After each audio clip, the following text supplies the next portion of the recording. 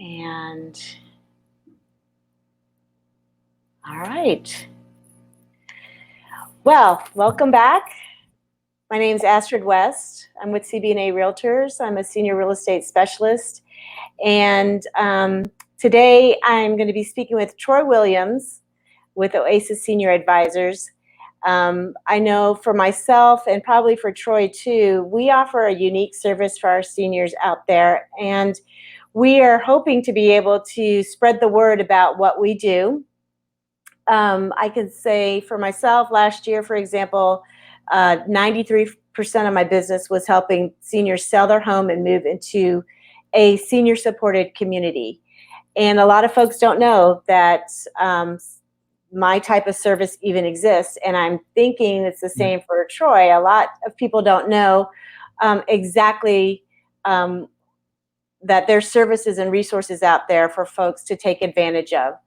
I know all of us want to be able to age in place, right? We want to be able to stay home for as long as we can, but we do get to a point where it's not safe any longer for our family member or for ourselves to be home. We adult children want the best for our parents, and when we start worrying about falls, about taking medication at the right time, we get a little bit worried. And plus the socialization. A lot of seniors, they grow up or raise their kids in a neighborhood. The kids get older, move away, and friends move away, and the socialization is not the same. So there's lots of benefits for moving to a community. So with that being said, I'd like to go ahead and introduce Troy. Again, he's with Oasis Senior Advisors. Troy, take it away. Tell us a little bit about what you do and what exactly a senior advisor is. Oh, thanks for the invitation. I'm glad to be here this morning, Astrid. As always enjoy being with you. So just because we share a similar, passion and heart really for the seniors in our communities. And so, a senior advisor, one way to think about it is it doesn't have to be someone like me, what I would consider to be a senior living advisor, something of a subset of someone who would use a senior advisor certification. But generally, it's someone who's caring and compassionate, a professional, and they try to understand the goals, the needs of a family or a senior to help simplify the process to find that right living solution or that individual.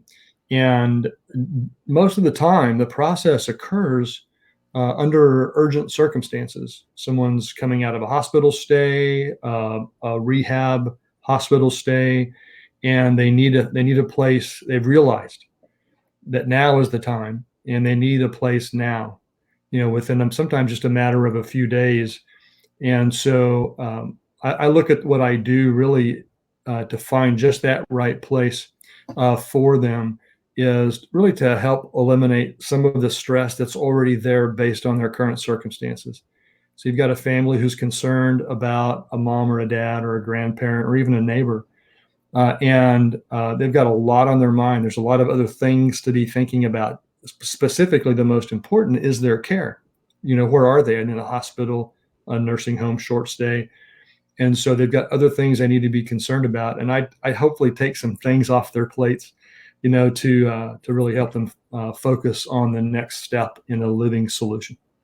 Right, because that is the worst type of scenario, right? We're in crisis mode, and now we've got to find some place to live because being at home is not safe anymore. Right. Do you have any advice for people to kind of avoid that kind of scenario where it is crisis mode? Oh, that's great. Yeah, because, easily, I think 80 to 90% of my clients have been in that urgent or crisis mode. So I'm sure people have planned. I just don't get introduced to them much, and so it really kind of comes down to planning. And the planning pieces really kind of take on a couple of different forms or variables that you include. The most obvious one is the cost. What is the cost? And how do you anticipate it and plan for it? And there are vehicles that we can kind of get into a little bit later for that when it comes to planning financially. to help protect your assets that you're building, your savings, your 401k and your IRAs, other things, your real estate like your home. How do you protect those from being needed, to pay for long-term care? That can just be assisted living as well. The uh, the other is, think of it, the real estate plays. Where do you want to be? You don't always want to. You may not want to be near your home where you are now, or maybe you do. Maybe you have a network of friends, church, clubs that you're part of, and you kind of want to stay close by, so you still have some freedom and independence to engage with those people, and they can do the same with you. And so those are kind of some major factors. Do you want to be near family? Does someone need to be nearby to be an advocate for you or a surrogate for you to help make decisions, to bounce ideas off of, and so on?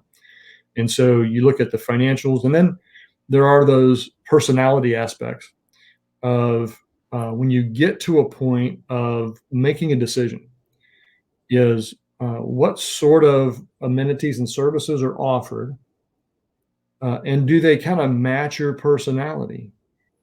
Because every senior living community really has its own personality, and it changes over time because people age and people's conditions change over time. You get new people coming in, you get people leaving, and so that's a dynamic factor to consider. But ultimately, you want to kind of also understand the personality and the fit, personally, of a location. But that can come a little bit later, based on, again, location and budget. Mhm. That's what I really love. I know that you're not a realtor, but you act in a sense as a realtor for seniors and helping them find Right, that place, right? Because right. as opposed to other models where they just send a list of places for a family to go visit, I understand you're physically going with them, right? Once you get Mhm. that information, the location, what their budget is, can you kind of walk me through a little bit what that looks like?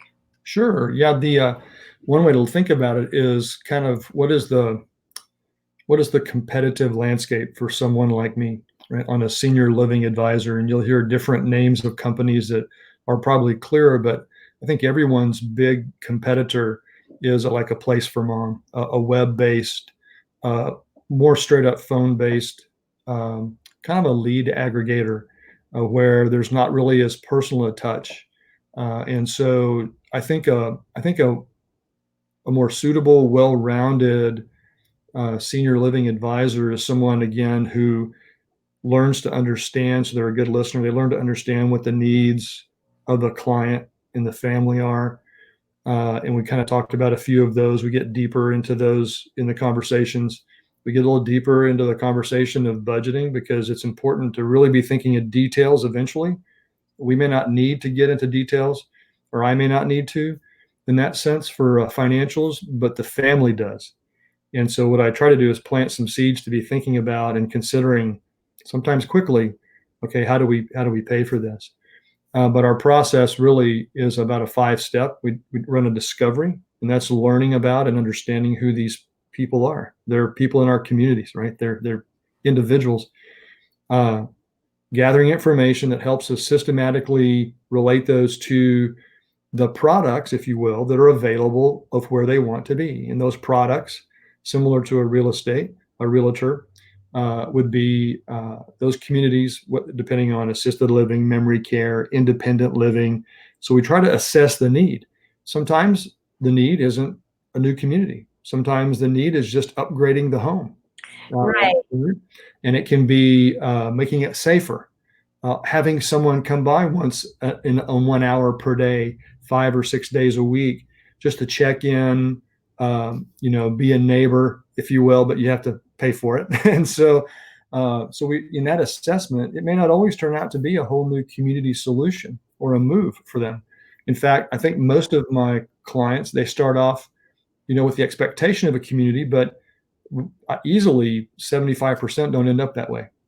They Right. either, I'm glad that you mentioned that because folks can reach out to myself or someone like you, or you directly, obviously, and talk about that because there are resources out there to make the home Mhm. safer so that they can age in place. Right. So yeah, it's not about let's see how we can. get you out of your house, move you to a senior Right, community. It's really meeting them where they are and giving the family and the senior the resources until right. everything's exhausted, until obviously, it's safer for them. Or honestly, I've had clients who've told me, I've loved living in my home. We've had great memories here, but I'm just done. I'm done with home ownership, Right, and right, I'm ready to really be free of all of that. So, right. right, it's meeting them where they are. I know a lot of people are very protective, right, of their family member, loved ones. Seniors are that demographic that gets preyed Yep. on. Um, you have a designation that requires some pretty stringent vetting. I- I'm assuming, right? Can you talk Yeah. a little bit about that? Right. That's the certified senior advisor, and it's a title that can be applied to really a lot of different functions. For example, you could be certified as a certified senior advisor. I am because I will be. I'm in the process of getting that certification right now. I'm not there yet.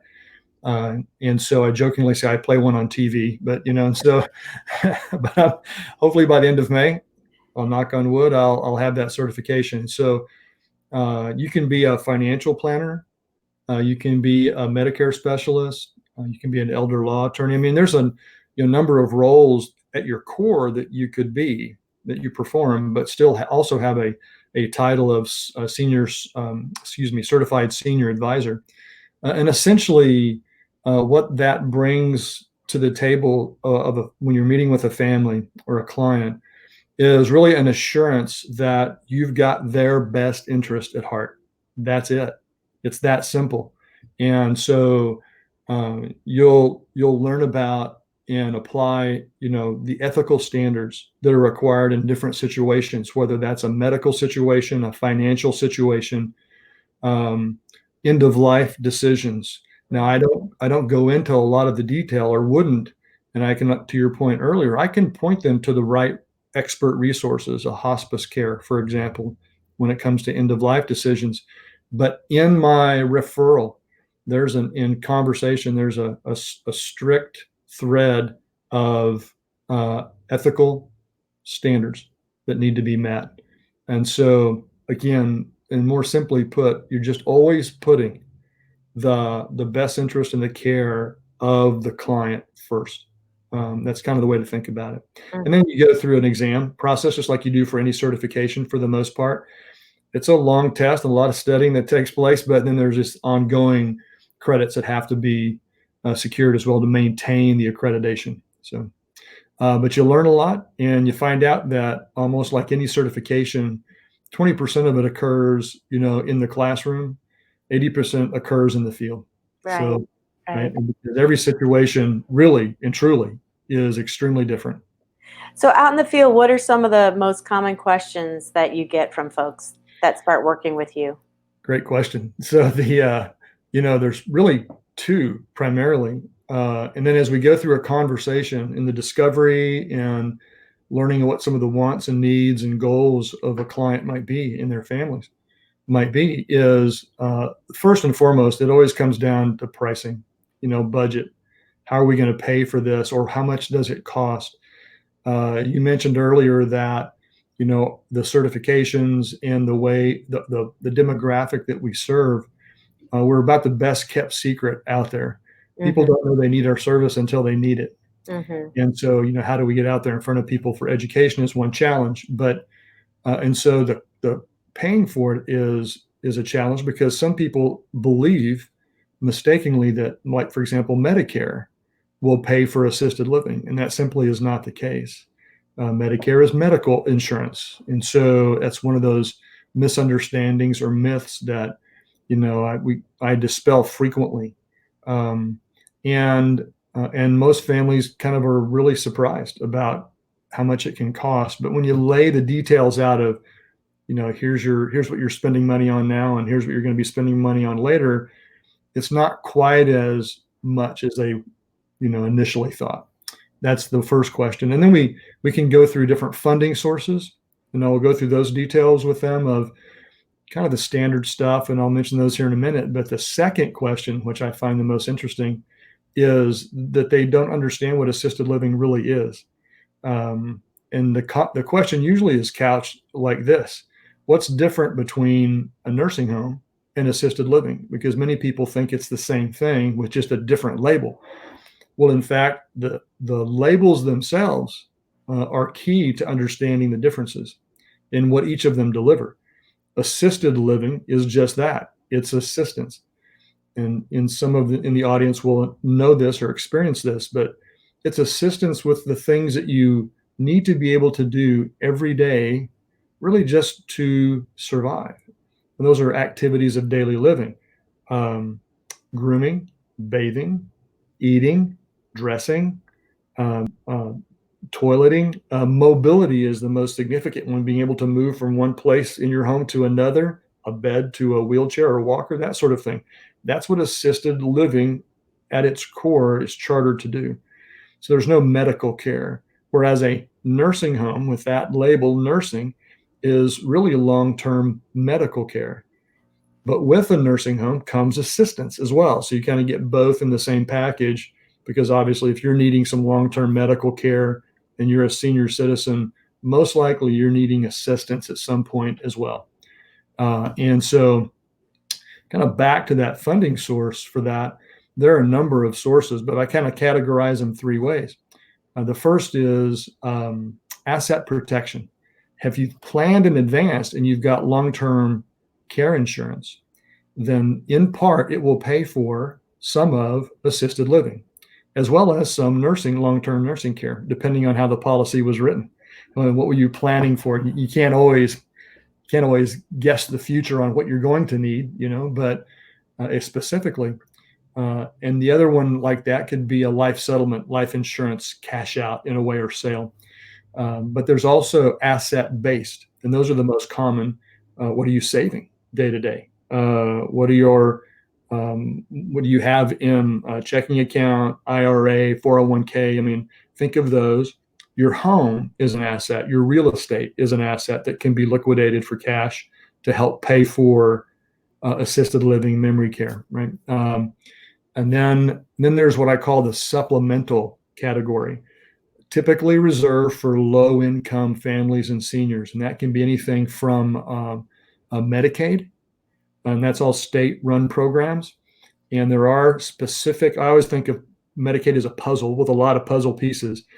There are community based and assisted living based features and programs allowed for or offered from Medicaid. You just have to meet certain financial standards for that.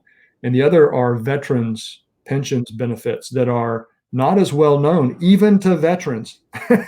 you know? Yes, I think in my years of doing this, those are the two kind of people are really surprised that they can get assistance through if they were, I mean, there are some requirements that they have to meet, right, to qualify for the VA Right. benefits, but they don't even know that they all this time could have been taking advantage to help Right. pay and offset some of the cost living expenses of these different communities. Right.